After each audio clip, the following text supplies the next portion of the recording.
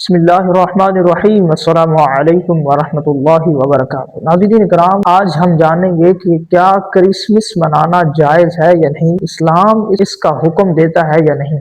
سب سے پہلی بات، کرسمس کیا چیز ہے؟ کرسمس یہ عیسائیوں کا ایک مذہبی تہوار ہے۔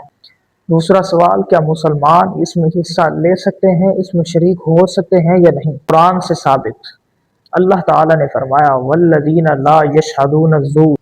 یہ جو زور کا مطلب ہے مذہبی تہوار، یہ عیسائیوں کا مذہبی تہوار ہے۔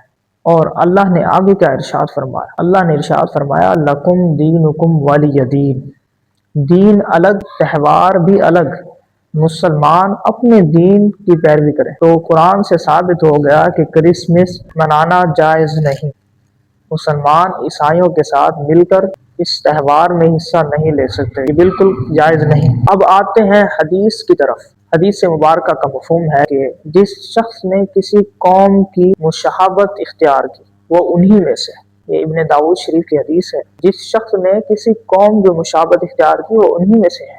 تو اس سے ثابت ہو گیا کہ اگر مسلمان عیسائیوں کے ساتھ کرسمس میں حصہ لیتے ہیں تو یہ بالکل جائز نہیں، کیونکہ قرآن سے بھی ثابت ہو گیا اور حدیث سے بھی ثابت ہو گیا کہ اللہ نے فرمایا کہ دین الگ ہے، تہوار بھی الگ ہے، اور مسلمان اپنے دین کی پیروی کریں۔